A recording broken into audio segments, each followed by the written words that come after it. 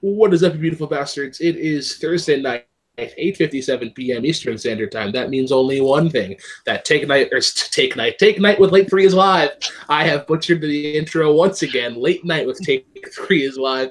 I fool foolish when I back talk words. We have a different panel than usual. We have a couple familiar faces, but a couple of new ones. We'll start off with the person who has made their return since I have taken over the show. Member of Take 3, OG member Kristen Smith. How are we doing? How do you feel to be back on the show? It's good. Different. I don't know how long I'll be sticking around. I'm just hanging out at the moment. But it's nice to be back. I'm happy to be here and talking to people. It's great. Nice. All right, fellow Take 3 member, you can find him on Sundays with Rankum, a general good guy, man behind the scenes on a lot of different shows, like this one here, Malcolm Goldie Lane. Malcolm, how are you doing? I'm doing pretty good. Just chilling, and it's a nice sunny day in New Zealand, so I decided to stay inside and do this. I wish I could say the same because it is currently storming right now here in PEI. Making his return to Late Night with Take 3. It's been at least a month since he's been on. Hunter the Hitman Shameless. Hunter, how are we doing? Oh, man, thank you for inviting me back on. I heard horror franchise, and I was like, I'm in. Let's do this. And making his debut on Late Night with Take 3, you can find him over at Movie Battleground and just all over the leagues in general. That is Matt Beer. Matt, how are we doing? I'm doing fantastic. I'm excited to be here, talk about all the things you guys got lined up. Alrighty, and that is everybody. Oh, wait. Sorry, Cody, I forgot you once again. Our current Late Night with Take 3 mini speedrun debate champion of the Worldwide Movie Games Association of America, Cody Newberry. Why will you never say your actual title? Because it's too damn long, and once I hold it for 10 defenses, I'm changing it. I'm going to reveal a new title. But yeah, I'm excited to be here like always. I'm not excited you're the hosting chair, but again, my petition has grown to 35 signatures, so it keeps going up. I'm excited to see when it finally hits 100 and we can get your ass removed, because you can't even do the intro right. You say bad language when we have a little baby present. Like, I don't even know how they raise you in Canada, but that is completely disrespectful and wrong. I mean, I'm wearing headphones. She can't hear anything. You don't know that. She may have a superpower of supersonic hearing. You just haven't discovered it yet. Supersonic hearing. She is she's named Kara, so she's Kryptonian. Oh, there you go. Oh, that's amazing. Cody, you do realize for 35 signatures they have to be different. You can't just sign your name 35 times. I don't know what the education system is like in Missouri, but you know, my grandma. I mean, obviously, like my grandma does not like bullies, and she has signed it a couple times under different aliases, but they still count all the same. I see how it is. Well, we'll get right into it, guys. We like to do like a little bit of a warm-up game just to kind of get the brains going and the minds fresh. We usually play either Shenanigans or 6 Degrees of Separation. And we're going to play Shenanigans. For those of you who don't know how this game works we'll say Cody will start because he is the champion. Cody will name either a movie, an actor, or an actress. If he names a movie, the next person has to name an actor or an actress that was in that movie. If he names an actor or an actress, the next person has to name a movie that actor or actress was in, and it goes so on and so forth. And if you cannot think of an actor or actress or a movie title per their spots, you will be eliminated. But if you are given an actor, an actress, or a movie, and you think that the competitor giving you the answer is full of horse poo and baloney, you can call Shenanigans, and then that person has to name either another movie that actor or actress is in, or another actor or actress that was in that movie, you know, something like that. So Cody will go first. Cody is going to ask Hunter, and then Hunter is going to ask Kristen. Kristen is going to ask Matt. Matt is going to ask Malcolm, and then Malcolm is going to ask me. Okay, so I can start with a movie or thing? You can start with a movie or an actor or an actress. Okay, well, we're going to go with the 2005 beautiful moment. It could have a moment of the Red Sox winning tonight, and I'm going to pick the rom-com Fever Pitch. All right. Fuck you, Cody. I'm just kidding. That's a dick move. I'll pick Drew Barrymore. That's a dick move. All right, Scream. All right. So, Kristen. For some reason, like the only person I can think of in Scream right now is Drew Barrymore. So I guess like Freddie Prinze was in there, right? Yeah. I think you're thinking of I Know What You Did. What Not you did something last like summer. They're all the same So, movie. unfortunately, They're all the same movie. I mean, essentially. So that means Kristen, unfortunately, is eliminated in her Shenanigans debut. That means, though, that Matt will get to start fresh, and he is asking Malcolm. Okay, so it's something that a comic is in Scream, Matthew Lillard. I can't understand him. I can barely hear you, man. Matthew Lillard. I thought I heard Matthew Lillard, but I'm not sure. Yeah, that's what I said. Matthew Lillard. Matthew Lillard? Okay. Scooby-Doo. All right. Rowan Atkinson. What the? Why do you have to be that way? Like, It's not hard. Not okay, hard at all. disrespectful. Oh shit! Rome.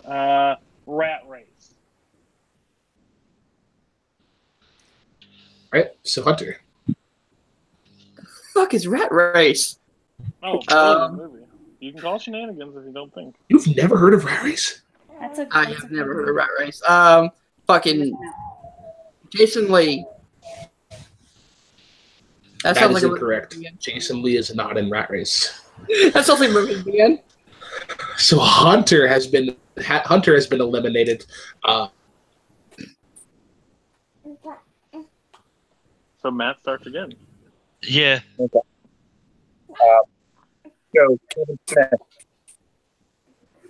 Kevin Smith. Kevin Smith. Jay and Silent Bob Strike Back. Nice one. And I believe Brooklyn is Frozen. Yep. Brooklyn is Yeah. gone. Great time. Good job. This is more okay. My thing just went to 45 signatures. Way to go. Good. Good. Jay. Okay, I will just skip him. Who do I have? So the movie was Jay and Silent Bob Strike Back. Oh, okay.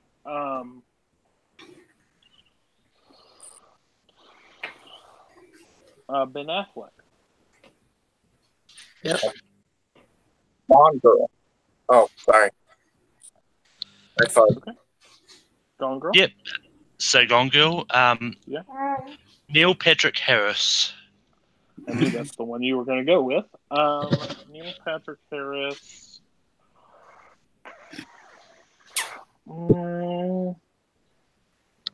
Downsizing.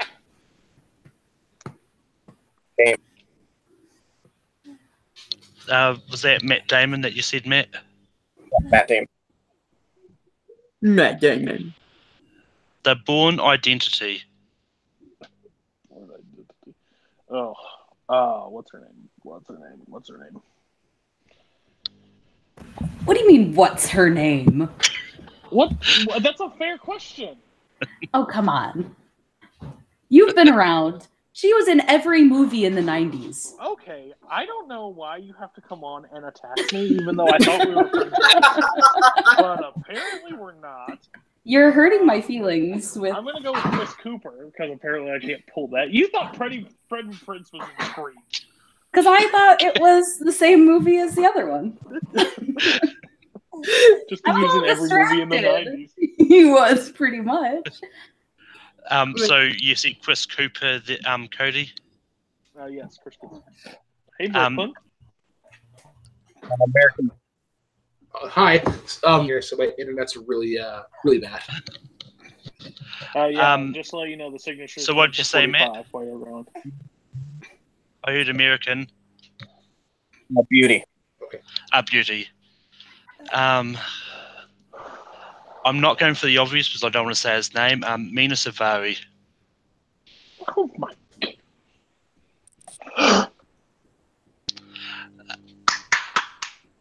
They just scored. Okay, you can count me out. Shenanigans. Oh, fuck it, I have to say his name now. Kevin Spacey. Wow, I thought it was on me. Oh, I guess it is on you. You're back in the flow, so I guess it's. All right. I don't know how this works. That means that I am eliminated. Yeah, it's Cody, Malcolm, and so now we'll ask Matt, and then Cody gets to fresh. So I start fresh. Yep. Cody. Yes. I know. I'm thinking. Jimmy Fallon.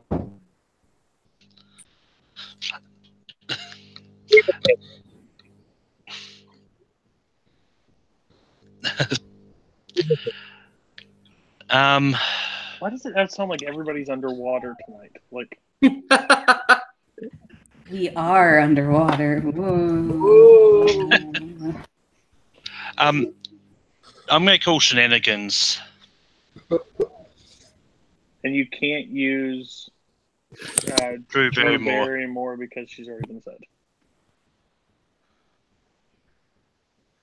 Shenanigans on what? Fever pitch. On You have to Fever name Pitch. somebody. You have to name somebody. Jimmy else from Fallon was Fever in Pitch. Oh, okay. Someone else from Fever Pitch. And not Drew Barrymore. Darn it. Well, I'm out then. So who starts fresh? Me? Again? Whoa. Maybe. All right, so that means it's down to Cody and Malcolm. Malcolm starts fresh. I'm gonna go for. I'm gonna be slightly dick, but you might get one from this. Temuera Morrison. Who? A famous New Zealand actor who's done a lot overseas. Ooh. Dick move, Malcolm. Well, go fuck yourself. I'm out. Shenanigans. I don't know. Yeah, try to name somebody. You're fine. Yeah. Star Wars Episode 2 Attack the Clones. He played Jango Okay. Fett. Yeah, that's a disgusting disgrace. Failure. Okay, I'm glad I lost. Failure. You failed. Freddie Prinze. Freddie Prinze. I'm very distracted. Just You, saying. it's not like you have a kid or something. Gosh. No, obviously not. Hey, Brooklyn, you want to pay your Wi-Fi bill? Are you guys on free All right. Wi-Fi?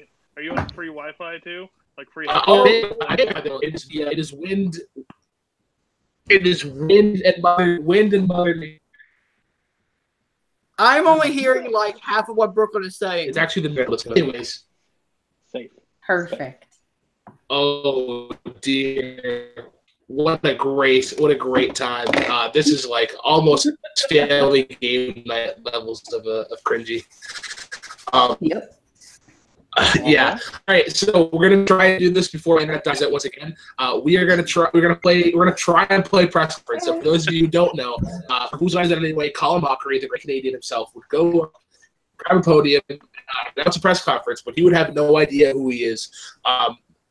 But the interviewers would know what his character is, and they give him hints and he could discover what exactly he is announcing. Malcolm is going to be holding a press conference today. I have sent the message to Matt, Kristen, Hunter, and Cody. I just want to make sure that you guys and that you guys know Malcolm's character. Yep, I got it. You guys got it? Yep, we got it. Perfect. All right, Malcolm, call this press conference. Hi, I'm here for the Take Free press conference. I'm going to announce, but first I'm going to take questions from the audience. Anyone with a question? You, the short-haired person with headphones. I have a question. Vale, senior takes for being different. Matt Current is away, so I'm taking his spot. What kind of sick person are you?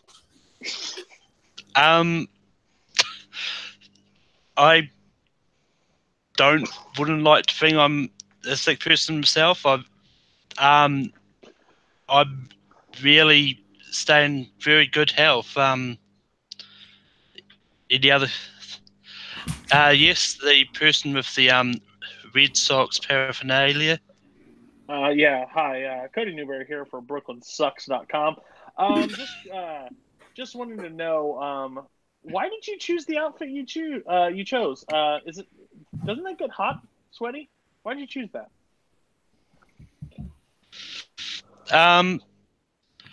I chose it because the outfit looked cool, and it was just one of those interesting ones that was out there to choose from. Any other questions? Yes, the female with the baby in her lap. Yes, I'm here from concernedparenthood.org. Do you get used to people running away from you in terror, or is it just something that you have to deal with?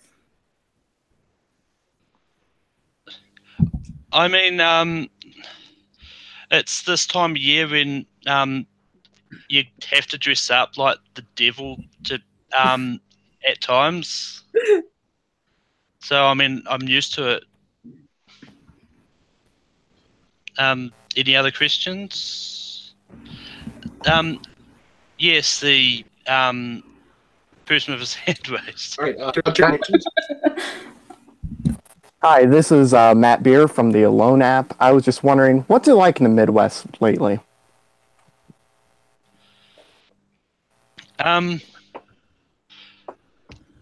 I mean, the Midwest tends to get really hot, and yeah. Yes, Red Sox guy. Yeah, back again. So why this time of year all the time? Is it just because you like pumpkins, or is it just you're sleeping the rest of the time? So just curious.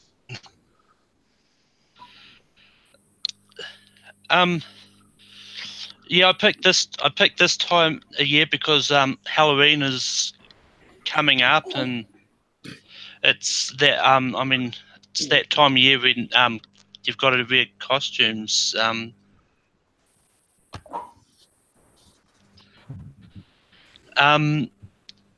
Yes, person in the black t-shirt. Hello. Hunter Shameless from slasherflick.com. Hi. Oh. Restart your router. Restart your router. So my question is, what was your first kill like? Like, was Hunter, it? keep asking your question. He is. I just did. That's my question.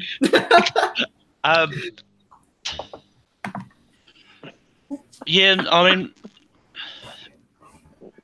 my first killing that went well. I mean, I don't rate my usually rate my killings because person's not alive afterwards, so I don't have an app to get people to rate how they felt dying. Yes, Kristen. I just wanted to know how your sister was doing. Is she okay?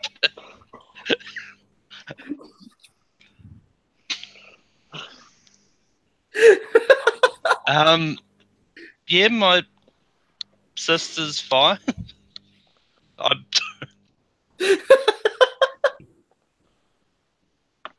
Oh my god, this is great. Yeah, Brooklyn. I believe he's frozen. All right. Final question. Have you ever considered retirement? You've been doing this for the last 40 years. Have you ever considered ending your career as a killer? No, yeah. I mean, it's been a long career, but I mean, it's I mean, the 40th anniversary of the death. So I mean, I decided time to keep going. I mean, when you're going for 40 years, and you've always been successful. So yeah, and I mean, being Michael Myers has always been a fun job. So Well done, Malcolm. Well done. Because gosh knows when Brooklyn's going to catch up to us. Well, I think about this. I was going to ask about the damn. You know, I have to work out as a cool guy. Good. My best moment ever is when Brooklyn doesn't know what somebody else is talking. All right, so yeah, this is going very well. I'm so glad I'm here. The one. It's going great. This is probably like. It keeps going. I was just trying to find a way to get gushers into the yeah, I think equation. we're a side petition. Yes. Oh yeah. Best thing I've ever heard. But yes, cool guy, you are correct. This is a pretty good chance to an impression. This is worse. But now we're gonna get into the movie news. The second. Oh really? It's not bad. Wow. Okay, so this is pretty awful. Okay, here. Cody. Yeah. Wow, that bad. Cool. I think you're reading the news, Cody. Okay. And Cody, okay, here's Brooklyn just told me. Just from the top, I'm going to read the news, and then he is going to restart his router. So, awesome. Okay. Awesome. So I'm going to do that now. Dumpster fire. Apparently, my sock puppets were Enough to get them out? To ring it. But I don't actually do socks. I just do hand puppets. And they're normally to Brooklyn's expense, and Brooklyn's not here. So this is going to be very weird and awkward, but we're just going to do it anyways, okay? All right, because what else could go wrong on this show? Okay. Not much. I'm just going to read the news. I'm not doing hand puppets, sorry. Brooklyn's not here, they wouldn't make sense. So, okay, so we got our first look at the live-action Aladdin, which wasn't a whole lot. It was very minimal, but awesome. Amy Winehouse biopic is in the works, which not as shocking with how much with her story and with Queen doing as well as it is right now. With the news coming out from it, the buzz. What a flippin' shocker this is. The Flash movie was pushed back again. Because dang, they couldn't. DC couldn't put a good movie together right now if it bit them in the ass. Tom and Jerry, also known as Brooklyn and Cody, they're getting a movie with Scooby and Scooby Doo. So that's cool, I guess, because the last two Scooby Doos were awesome. So let's bring that shit back. Yeah, no one ever. Yeah, exactly. Oh, but they will be animated, so that's a plus. Hopefully they do the wolf race or whatever that was when I was a kid. Patrick Wilson and Vera Farmiga reprised their role in Annabelle 3, which what a shocker that is, because would you deny a check? I wouldn't. But Annabelle 3, I'm pretty sure that's becoming Chucky at this point. How many times do we have to have an Annabelle story? It pretty much is. At least one more. One of the worst news stories of the day happened. Idris Elba's joined Cats, the musical. I never want to see that musical live, actually, and it's going to be quite creepy. Okay, Monster Hunter, a movie. They've gotten cast to sign on, so that's just going to be a CGI mess. And Are You There, God? It's Me, Margaret movie. It's the first one for a Judy Blume book to be adapted into any medium. Well, God, are you there? Fix Brooklyn, because he broke stuff today. So, yeah. Oh, my God. So, that's the movie news that we had. And, hi, Brooklyn. Are you back to your show? And can you talk? All right, let's try this again, because I guess I was pretty bad. Am I any better? You're slightly better, but it's slightly. We're gonna give some time. It's gonna go out again, so it's okay. So if you want to go around to say what news stuck out for everybody, I'll let you have your show back.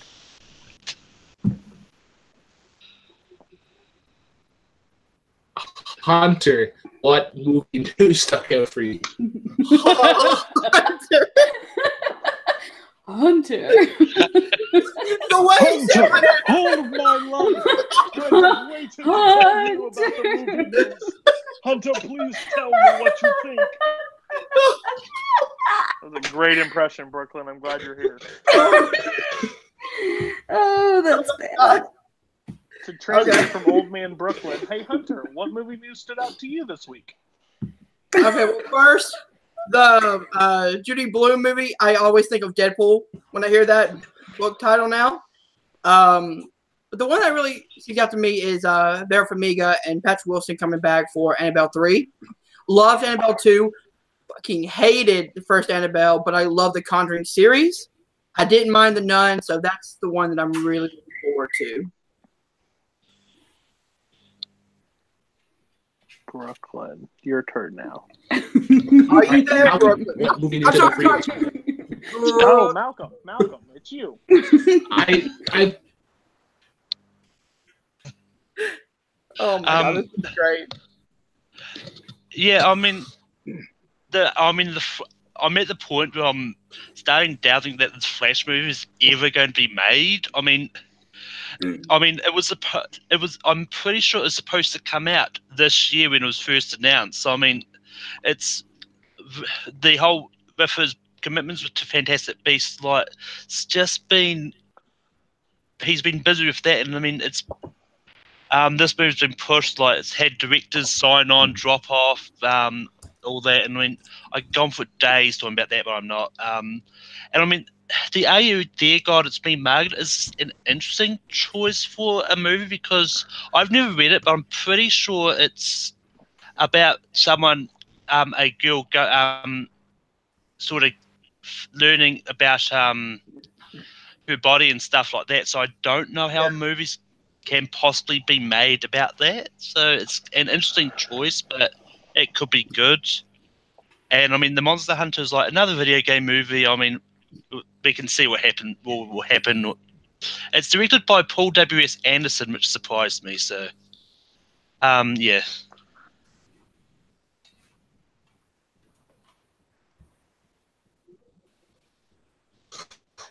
all right, Kristen, what is the movie news stuck out for you this week? Is that better?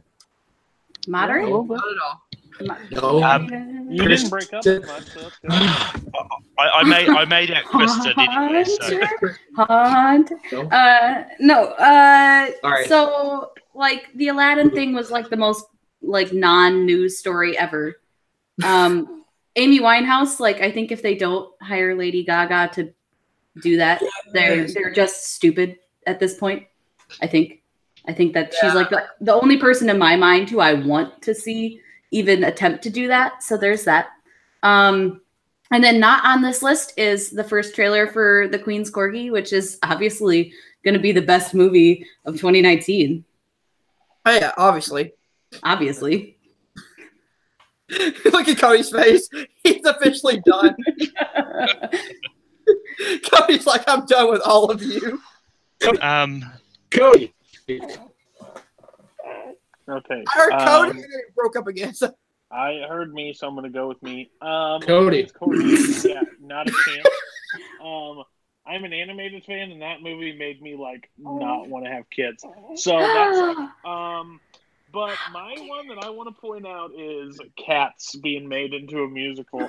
I'm utterly terrified of this because not only that you have to have Broadway actors and actresses perform Cats, now we're going to ask big stars to do the same thing, and it's going to be really creepy with them standing on the top of a thing. And Memories has to be one of the most annoying Broadway songs that has ever been written or performed by anybody. So whoever they choose to do that, which will probably be Anne Hathaway or something, I don't even know. But I am disgusted with this news. Idris Elba, you could do better things. Andrew Lloyd Webber's musicals, this is not the one to do. Sorry. I guess it's right. Matt Beer's turn. Matt. Oh. Matt? Yeah. Yeah. Is it better at all, or is it worse? That was better. It's That one was improving, yeah. That one was better. Yeah. For me, it's obviously Cats with Idris Elba because this is the most bizarre news story I've read in a long time. Just to see Idris Elba play a cat is like, it's almost like a bucket list item. I just think it's gonna be so bizarre to see him sing and be a cat and do cat things. So that, and then of course, the Flash never happening. Yeah, I'm kind of surprised if I'm gonna try and get my movie thoughts here. We'll see how this goes. I'm not surprised anymore about the Flash just not happening. It's kind of like Gambit. We think it's gonna happen, but it's always like 2 years away. The Queen's Corgi trailer, I thought it was really good. As a dog owner myself, corgis are great. They bring so much joy into the life. And Cody, how dare you? How dare you talk badly about corgis? Since I missed. Look at the puppy.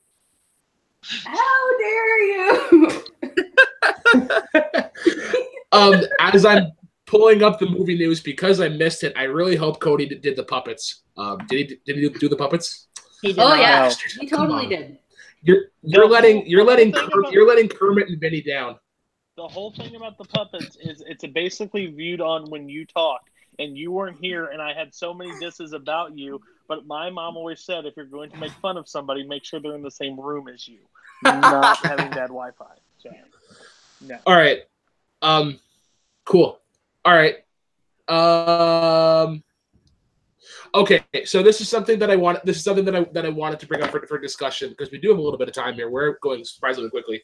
I believe it's between now. The Vice trailer dropped with Christian Bale, Sam Rockwell, and Steve Carell. To get that sort of era of administration in the White House, but me as a Canadian, I don't really care as much. I'm more so there for Christian Bale's performance to see how different he can look with, like, he seems like he gained like 90 pounds for the role. But with these sort of like obscure-ish casting choices, I was kind of curious if they do bring in like Bill Clinton for this role, for that character, who would you cast as Bill Clinton for the movie? Kristen, I'll start with you first. If you were to cast a Bill Clinton character, what actor would you get and why? Who's played him on Saturday Night Live? Anyone? Dana Carvey. Just cast Dana Carvey. Yeah. I mean, I would bring up Phil Hartman, but he is unfortunately dead. Rest in peace. Everyone's got the thing is, everyone has a terrible Bill Clinton impersonation anyway. So just like cast someone whose impersonation is like the least terrible, I think. Yeah, that'd be good. Malcolm, who would you cast as the fellow international here? Who would you cast as Bill Clinton? I mean, I don't know. I mean, it's, but yeah, I mean, it's one of those ones I really don't know. But I'm just going to say, like, Mike Myers could be interesting, but I don't see that working. But yeah. Mike Myers could definitely work. I'll throw out a name that just kind of popped in there because I think he could get the mannerisms right. He'd have to do a little bit of work on the voice and like obviously he'll have to change his like they'll have to like design him a little bit. But Mark Ruffalo, I think Mark Ruffalo, this would be a different one because he's normally like the voice of reason who gets to have these really serious moments where he can sort of like. In this role, I think he kind of like sit back and be almost a comic relief. So I think Mark Ruffalo could be an interesting choice. Matt, who would you cast as Bill Clinton for Vice? See, at first I was thinking Christopher Plummer, but I realized he's probably a little too old for that time. But you know, I mean, that would have been more of like if they do like the Here They Are Now, then maybe he could do it. Someone I think that could actually do it. That I guess wouldn't be too old. Maybe Leonardo DiCaprio. I'm sure he could do it. You know, he's got the chops. I'm sure he can nail the voice down after a while, and you know, I'm sure it's not too hard for him to do the mannerisms. That Eddie Redmayne could maybe be another guy too. It would be pretty interesting.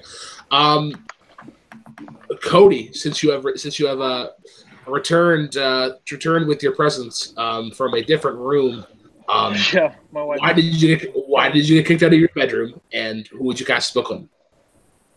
My wife has been gone for like 4 days, so she wants to come home and sleep. So she said, "Get out." Not the first time. Ayo. And if anybody's married, and you don't think at some point your wife will rule your life, you're wrong, Yes. and you might as well get that over. You might want to get that out of your head right now. Story checks out. It's correct. It's correct. And they're normally always correct, so you just need to listen to them. He knows. Smart. But I kind of missed the first question. I think it's a Bill Clinton biopic. Yeah. Right? Yeah. No. I was talking about like with the Vice trailer coming out. If they were to introduce a Bill Clinton character, which I could easily see them doing, who would you cast? Chris Cooper. Why? I just think he is one of my. I think he's an actor that can pull off pretty much any role, and he's like a chameleon. And I think, I just think he would be really interesting. Also, Josh Brolin can do like an impression of pretty much anybody, and like if you don't notice that, watch Men in Black 3 when he does Tommy Lee Jones to a T. So I'm pretty sure Josh Brolin could, if you give him time and write a big enough check, I'm pretty sure he could figure out how to do it. Yeah.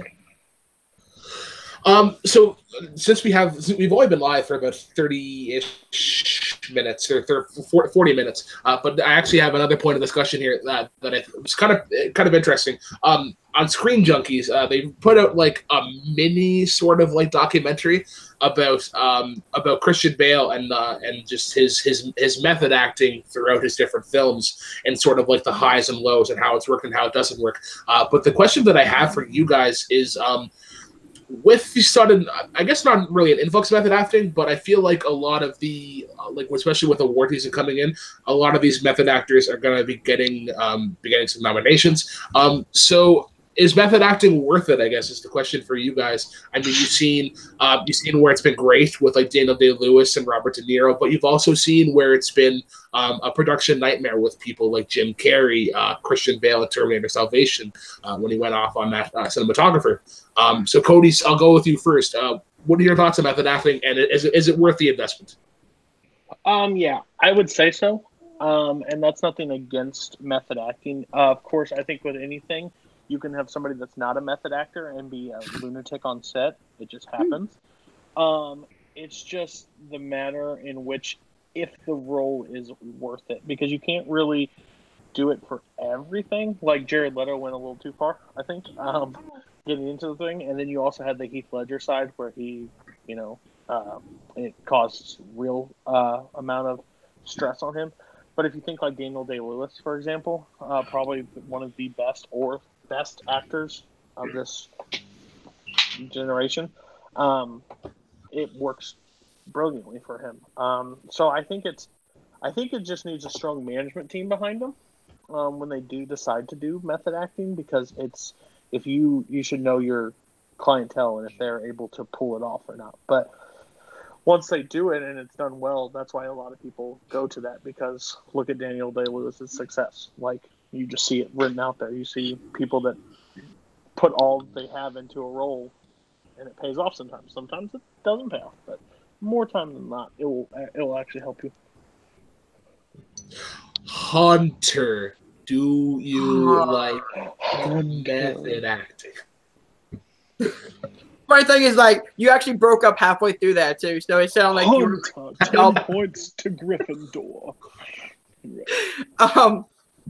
Method acting, again, it's like Cody brought up, it all depends on what role you're going for. Like Jim Carrey with Man on the Moon, he studied Andy Kaufman, but he got too much in his head, and it kind of made him go off the deep end a little bit. But then you got, Daniel Day-Lewis, of course, is a great method actor. It just depends on what role you're going for. It works, and sometimes it doesn't. I mean, again, like, you can have really great method actors who can't really portray like a certain character on screen. It all comes down to what character they're playing. Kristen, your thoughts on method acting? Is it yeah? Well, I mean, like it's kind of become a gimmick now because like back in the day, like when you had people like Marlon Brando, who was made famous for method acting, or Dustin Hoffman, they are classic method actors. And nowadays you have method acting, which is people trying to not embody. Method acting is just supposed to be embodying the emotion behind the character, and now it's like a gimmick where they try and embody everything about the character.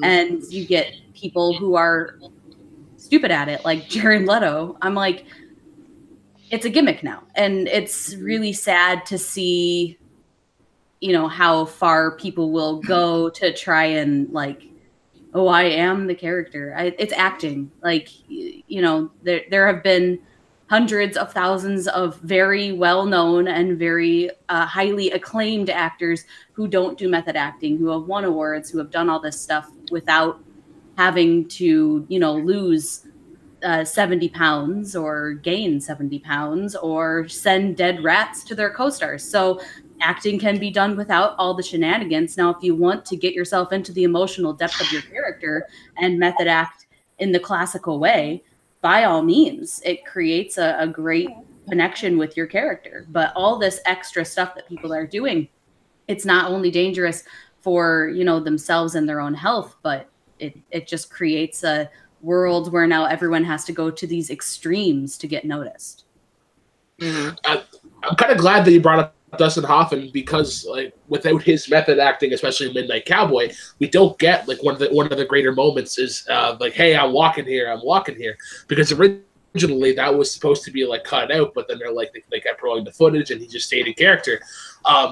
Matt, your thoughts on method acting, and is it really worth it? I mean, just like everybody said, it depends on the role, because when you look at Daniel Day-Lewis, he does it pretty much perfect.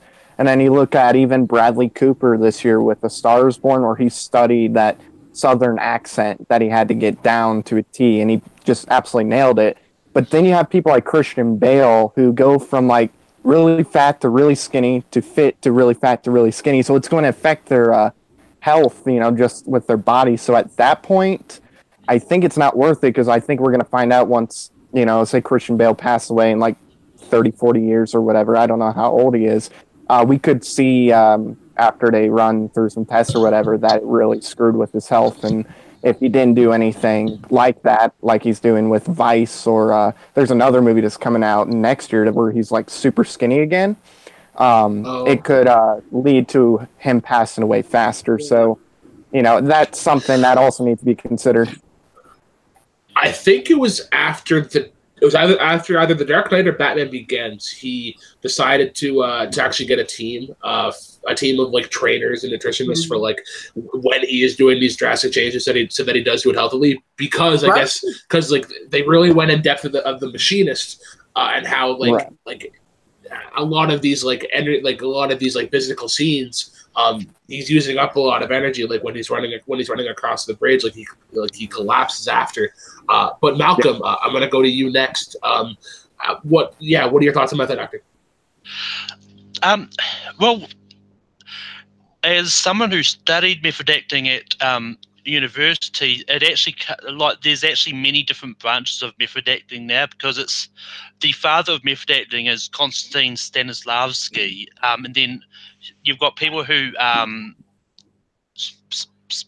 took his idea and went different ways with it. So there's like Lee Strasberg and Stella Adler.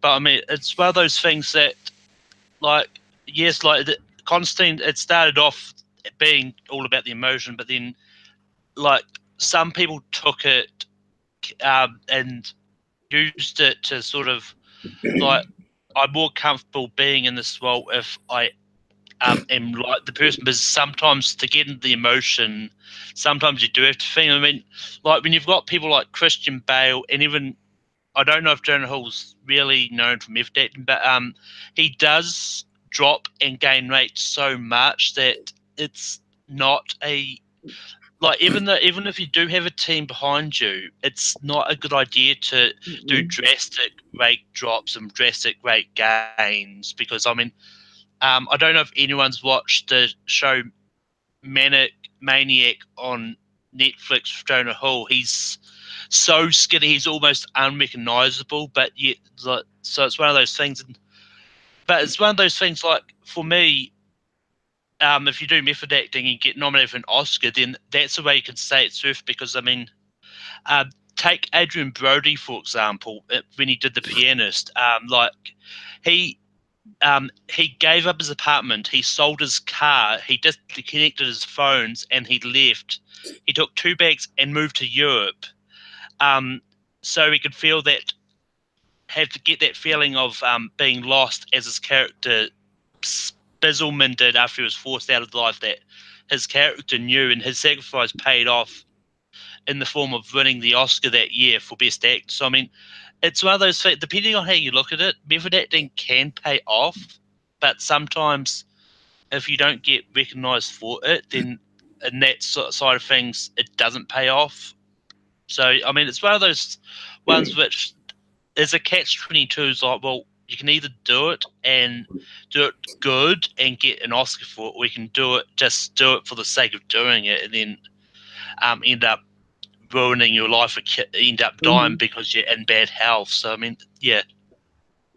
Kind of going off of that real quick. Sorry to interrupt you, but that's right. Do you think that that's becoming a unhealthy trend of, like, well, if I method act, then I get an Oscar nomination, and then they just keep doing it because, the Oscar attention, and maybe that's not always a good thing?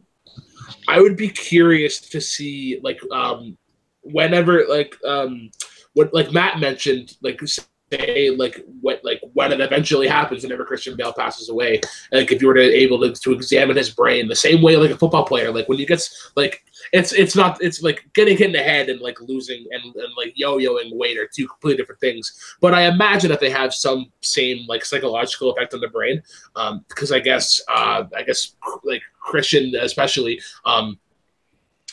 they like the mood swings that he went through, and just the temper, and then there was even the assault charges that his mother and his sister brought up against him because of this. There was a hotel incident. But I would be definitely curious, Cody. I think that's what you got to confuse. Method acting is not just gaining weight and losing weight fast. Like, that's a dark side of method acting, and that's very few and far between. But like Leo, for example, in The Revenant, went all out, went crazy, that stuff. But, like, he didn't put technically his life at risk. He just wanted to develop that character to such an extent that he wanted to know what that character would actually felt like going through the events that he went through. So I think that's the thing that we got to realize, that, there you have that problem with, the extreme weight loss and stuff. But I just feel like if it's like anybody at a job, like, if you wanted to be the best at your job, you'd study on your job, you would know everything about the ins and the outs, and so you can be the best person at your job. That's the same thing with them. They get a role, regardless Oscar or not, because so many factors have to roll into getting you an Oscar nomination. But you have to, that's just a way of acting. Some people can just go on set and they do okay job, but then you get some performances, like what Kristen was saying, that you remember from those moments because they put everything out there. And again, it doesn't always pay off, but, like, the weight loss and stuff is not, like, that's a small portion of where the method acting, what I want to say. Yeah. All right, so that was actually a great conversation. Learning some stuff there for sure. But since Hunter has come on, I brought him on. I figured this would also be a great time to talk about a little bit of wrestling. We won't talk about it as much as we did last week with UFC, but we will talk about it a little bit because it does have some relevance to, like, what's going on right now in the real world. the incidents in Saudi Arabia, I don't want to talk about. I don't want to like go into detail about that because this is not a political show. I don't talk about politics, but I know there's a time and place for that, and that is not here. But yeah, the ship that's went down there, that is definitely that is raising the eyebrows of WWE, and I believe that they're looking to move the location of Crown Jewel to something else. But I know just from talking to people in general is that what like the main reaction is why are they doing this again? When you look at like the event that they had last time in Saudi Arabia, where it was all men and no women because of the dumb things going on there. It's like why are you doing this again? Especially after having like the women's pay-per-view Evolution coming up very soon. Cody or Hunter, actually, I'll go to you first. Is this the right business move to continue on with Crown Jewel, even if they move locations, even after everything that's happened? Okay, so the wording of the question was business-wise. Now, if you look at it business-wise, it is. I don't think they're going to move from Saudi Arabia because the venue's already been sold out for weeks. And WWE is making, I think they said, $60 to $70 million on top of another $10 million, and then $6 or $7 million for the big guys like Shawn, like Brock, and Taker. So they have a lot of money tied into Saudi Arabia with the Prince and all that stuff like that. I don't think they're going to move. Which Brooklyn, you brought up. Thank you for bringing it up. The idea that the WWE is like, okay, let's have this Saudi Arabia show where no women are allowed to compete, but kind of a consolation prize. Here's a little pay-per-view that no one's going to care about. We didn't do any build for. There's hardly any matches on it. It seems like WWE doesn't care as much as they're pushing their women's revolution, that they're taking 2 steps back by like, okay, we're going to put all our efforts on this Crown Jewel event where no women are allowed to compete. And then 2 weeks later have this Evolution event that they haven't had no build for. So it pretty much is pointless. That's what really pisses me off. Is because they always talk about, oh, women's rights, we're doing this. And then they completely turn around and not give a shit about it. For sure. It is kind of weird, especially how they've built up that women's division in the last couple of years. I think in a couple. Sorry. Let me think about it here for a second. Here, the women's division especially has been better than the men. I'd say probably 50% of 60% of the time. It's been definitely different. I mean, Cody, you had your hand raised. I'll go to you next. As your champion. Okay, well, this is about the dumbest move I've ever heard in my life. They've been on a push for the last 3-4 years that women is their main focus, that women can main event events, they can be they're breaking ground, they're breaking history, they're doing this, and then let's take this dirty money to make a crap ton of money and put it in Saudi Arabia where you can't have any of your women wrestle whatsoever, and you have to book your card full of men. But hey, don't worry, we're gonna give you a pay-per-view and you're gonna be able to show off your talents, but we're not going to market it, and we don't know what we're doing. No. So that's all we're doing with that. It doesn't make any sense. No other country would have given them money to put on events in their New Zealand just had theirs. I bet you they would. So Australia actually. Australia. So it's so confusing to me. It makes no sense. But I mean, at the end of the day, we can't their mask on and think the WWE is all really for women's right, because I'm sorry, 10 years ago they were wrestling in their bra and panties on TV, and, crawling around. So just because they say they've turned over a new leaf doesn't mean it's an actual new leaf. It's still the same guy runs the whole company and has the same opinion. It's just his son-in-law is actually trying to change stuff, but it won't happen. I'm against it, but I mean. Hunter, before we go back to you, I just want to get Malcolm's view on this, because I know he's an avid wrestling fan. Yeah, I mean, to correct you, a little bit, Hunter. Both these pay-per-views are happening in the same week. Because you got Evolution on the 28th. Yeah, Evolution is on October the 28th. Crown Jewels is on November the 2nd. So they must have had this second Saudi planned for ages, which is why they decided to put, we can't have the woman on the Saudi show, so let's do a whole pay-per-view. So they've got something to do. I mean, I really wish Sandy was here to voice his opinions, because I know he's got strong opinions on this. And I mean, I think they should find a new location, especially if everything that's happening in Saudi Arabia. It's dangerous to take the wrestlers to at the moment. So I mean, if they want to do another one in Saudi Arabia, fine. Don't do it now. Do another one next year. Find another location. I mean, yes, it's been booked out, but I mean, you can do refunds. I mean, but I mean, to take the wrestlers to somewhere which has a lot of turmoil at the moment, it's not just a terrible business move. It's a stupid move because what if a wrestler wants to get murdered on the tour? It's on their head because they still decide to go ahead with it anyway. So yeah, I mean, the whole Evolution pay-per-view, I mean, it's like on on my WWE Universe mode, with all the women's, I decided to make a whole show on there for the women. So I mean, I don't mind the idea of them doing a whole women's pay-per-view, but they should have built it up better.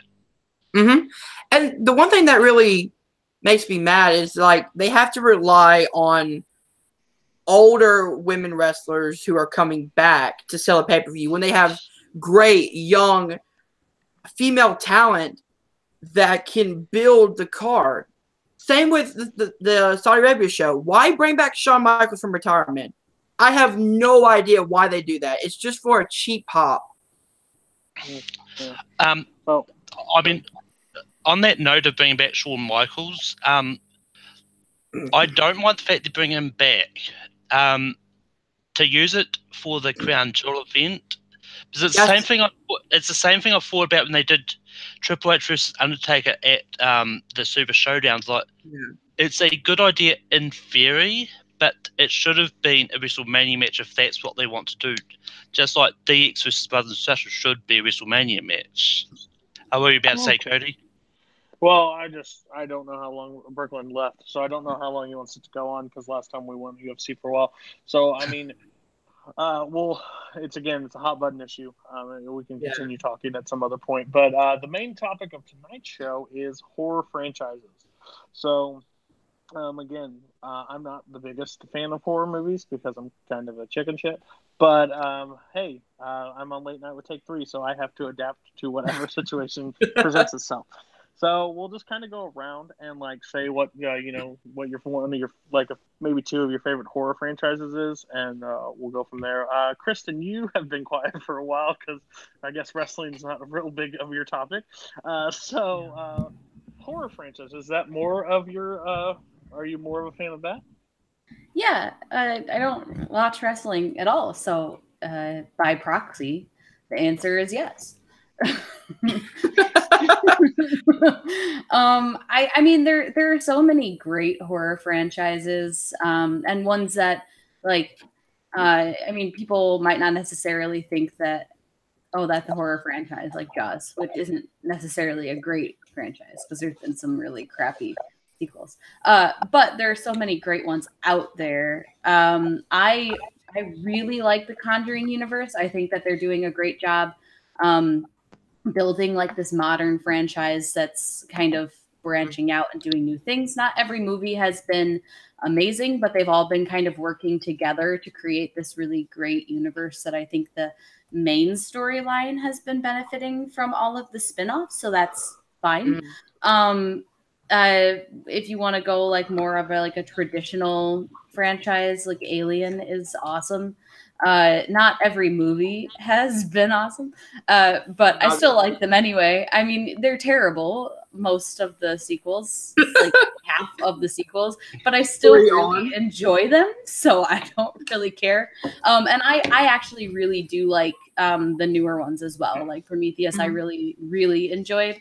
And so I mean that's one of my favorite franchises. I think that they've just done a great job. Every entry in it feels like a different movie. They don't all feel kind of like the same, which you can get with some of these horror franchises, especially like the slasher ones where everything starts bleeding together, and you can't really tell one Halloween from another, or you completely forget which Friday the 13th you're watching. It just makes it feel a lot better when all of them have a little bit of their own tone to them. So I really appreciate that about the movies. Even the bad ones are still enjoyable to me because at least there's cool aliens. So. And Brooklyn, since you decided to leave yet again, I'll pass the show back off to you so I can keep it on course. The list is now up to 75 people that have signed the petition today. I swear to God, my internet is sucking the biggest dick ever got. It's just awful today. It's horrid. Like I want to throw my router across the wall. It's been that bad. Who have we gotten to so far? Just Kristen, so you can ask anybody you like. And Matt hasn't talked in a long time, so you can ask Matt. There it goes. He froze again. Okay, I'll be able to fill in. Matt, horror franchises. What say you? All right. Yeah, I haven't talked for a while because I also don't like wrestling. I'm not really a big fan of it, but, that's besides the point. I think an obvious answer for recent franchises would be the Conjuring franchise, which was already mentioned. Final Destination, I like a lot too. There's at least 2 or 3 good ones in there. And after seeing it this morning, I would throw Halloween in there too, because you had the first one, you had Halloween 4, which was decent, and then H2O was pretty good. And then the new Halloween that came out, comes out tonight, was really, really good too. So, and mention that, of course, Aliens and Friday the 13th for some of the cornball stuff. We know Hunter is a huge fan, but I'm going to go to Malcolm first and then save Hunter before I go. So, Malcolm, what do you think about horror movies? Are you scared like me, or do you enjoy them? I love watching horror movies. I just find them fun. I very rarely get scared in them. And I mean, like a lot of people have taken a lot of my my favorite things and back quickly because Kristen has to go. I'll get her to plug herself really quick. Yeah, okay. Great. Yeah, I have like a child and she decided that she wants to like do stuff. So, yeah. So, Unacceptable. Thanks for having me on for like almost all the show. And you can find me right here on Take 3. Reaction yesterday, I think. And also Summit, which should go up every Monday, but sometimes it goes up whenever Abe feels like putting it up. And you can find me on Twitter, Instagram, and Stardust at Smith_K10, the number, not the word. And yep, that's it. So bye, Kristen. Bye. Thanks, guys. Bye. And yeah, and some of my favorite And there were 4 franchises include I do like Final Destination. The way that it was worded, they said horror franchise, so I'm going to throw in some TV ones as well. So, I mean, American Horror Story is a really good one, especially with what they're doing. Yes. Coven was really freaking good. This new one I'm really going with. So good. But yeah. That's Apocalypse, right? Yeah. The crossover between Murder House and Coven. Oh, really? Nice.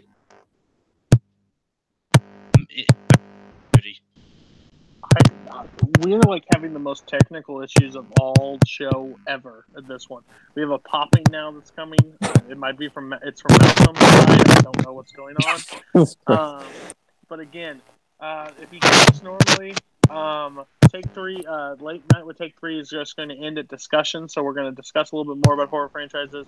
The debate will come back next week. Just with Brooklyn's problems, he wrote questions. We have people dropping out. So I'm going to go, and then I'm going to leave it to Hunter because Hunter probably has the most obscure ones, or he loves like certain ones. Malcolm, you're popping still. Yeah, it sounds like popcorn being made. Yeah. It just muted until we go back. I was going to. Okay, you're good. Mine would be Scream. I think Scream is one of the best horror franchises out there. I actually enjoy all of them. I love the Saw movies. They're like a guilty pleasure for me. Especially I think the first one and second one are amazing. Amazing movies. And I would say Halloween because it's the one that doesn't venture off as far to something else than it is. So that's why I like it because it's still a slasher. He doesn't go to space. He doesn't like travel to Manhattan. He doesn't go into like these complex things. It's still Michael Myers and he just kills people. So that's why I like that one. And Hunter, what would you say is your favorite horror franchises? All right, so I have a few, of course. Scream was the franchise that got me into horror movies, so I love all 4 of them. They got kind of hokey towards, like, maybe 3, but, you know, I love all of them. And then one that I love every single movie in this franchise, and it's the Evil Dead franchise. I mean, I love 1. I love Evil Dead 2. I freaking have so much fun with Army of Darkness. Like, that movie is freaking hilarious. And then I also love the reboot. The reboot was gory. It was fun. It was scary. It was everything that Evil Dead should be. I've got The Final Destination. I grew up with those movies. Just that. The second one made me so afraid of log trucks that I will not drive behind them anymore. I agree. I have Halloween because I absolutely love that franchise. The first and second one are amazing. 3 doesn't count because it's not Michael Myers. And then the rest of them are just cheesy-ass fun. I've got the Conjuring universe because I love every movie except for Annabelle because fuck Annabelle. The first one was awful. And A Nightmare on Elm Street. And then my last one is the Hannibal franchise. So Silence of the Lambs, Hannibal, Hannibal Rising, and Red Dragon. I just love Hannibal Lecter as a character. I like the kind of psychological element you can go with him. Silence of the Lambs is in my top 10 favorite movies of all time because that movie is just perfect. So those are a few franchises in my list. Awesome. So we'll just end it with like a little discussion question that I thought about when I thought of this. One thing that I hate about the horror franchises, and again, you guys can agree or disagree with me on this, I hate the beginning idea. So the question I have is, do you think they should go away with like the beginning aspects of horror franchises, like where it all started, or like the horror, like getting behind the mask of the serial killers that we don't know? Like, I want to start with this one. I freaking hate when they do that because, all right, so I'm using the Halloween reboot as a example. The Rob Zombie one, the first one was awful because they took what made Michael Myers so good, which was the boogeyman. You know, he's the shape. He is this unstoppable force of nature. You don't know why he's doing it, and that's what makes it even more terrifying. When you go back into his, you know, dive deep into his psyche or whatever, it loses what the original was all about, which is he's there to kill Laurie. Why? You have no idea until the second one. You realize that, you know, that's his sister and then blah, blah, blah. But the whole idea of the shape is supposed to be this unstoppable force of nature that when he comes for you, he will kill you. He will find a way to kill you. And you have no idea why. Those are the scariest. It's like in The Strangers, the line, "You were home." It was random. It was a random attack. It was just one day. That's the scariest part of it, is that you have no idea why it's happening or when it's happening. I couldn't agree more. Malcolm, how do you feel about that as a trope that they're doing now in horror movies? Is it ruining it, or do you like it? It depends on the concept, on how they try to do the beginning idea. With Saw and Technical issues continue.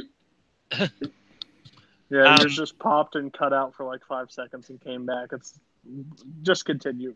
This night's almost over, guys. Yeah, they did it recently with Saw, with Jigsaw, and the way they did it, it didn't feel like it was a prequel because it was doing time jumps because it was initially it was also a sequel to Seven, but they were showing flashbacks to the beginning part of it too. So I mean, if they do something like that, it works. It doesn't take any mystery out as long as it's a good movie. If it's a terrible movie, then yeah, I mean it's a bad idea. But I mean, Okay, fair enough. And Matt, we'll close it out with you, and then we'll get plugs, and then we'll go home from this technical issue nightmare that we had tonight.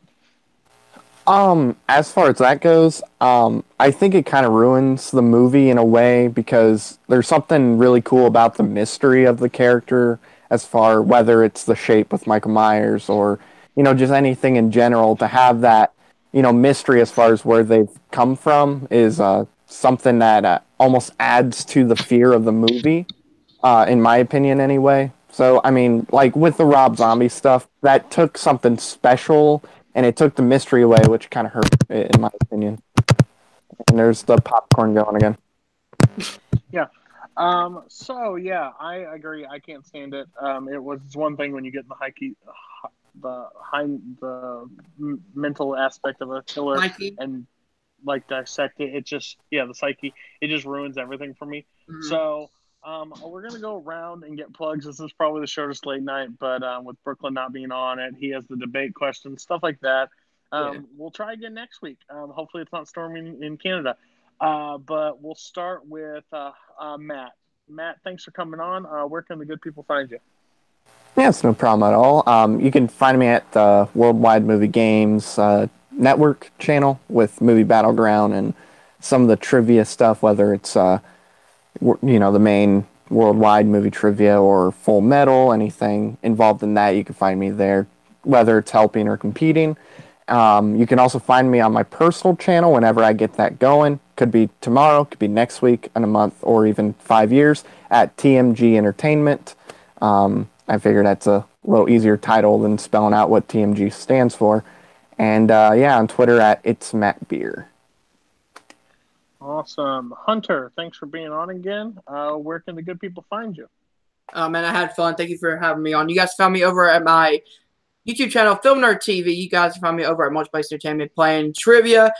Over here at Take 3, doing reactions sometimes, sometimes, and occasionally rank them with Malcolm. And, of course, late night whenever you guys need me on. Just wherever you guys can find me. Thanks. And my good friend, my fellow Take 3 member, I know they call you something in New Zealand, but I'm not going to because I don't remember what they call you. Where can the good people find you? And thanks again for surviving this nightmare. well, I mean, without me, the nightmare could have ended earlier because if I streak could go down. So, but at least Cody doesn't have to worry about losing his belt. So, but yeah, you can find me on Rankum. It's usually every Sunday, but it won't be on. It's happening on Collider. Malcolm, just tell me the day that you're doing it because you cut out. When's Rankum this week? Technical nightmares! Mike's not working, bud. I can't. Say it real fast.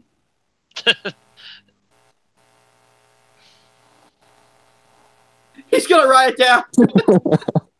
I don't know how to get to this. I don't know how to get to the chat. Maybe Tuesday. Monday or Tuesday? Monday? Maybe Tuesday. Tuesday? Maybe Monday. Tuesday my time. Monday, I don't know. Okay. Malcolm's like, I'm done. Okay. And I'm Cody Newberry. You can find me on Watch Alongs next week. We're doing The Departed. You can watch me hopefully next week on Late Night with Take 3. If everything works out perfectly. You can find me sometimes on Rankum as the old guy in the corner that hates everybody's choices because they're terrible. You can find me over at Full Metal Geek, helping run the Geek Division, just hosting, not question writing, so you can't be mad at me for that stuff. So for Hunter, for Matt, for Malcolm, for myself, have a great night and drive safe. Drive unsafe.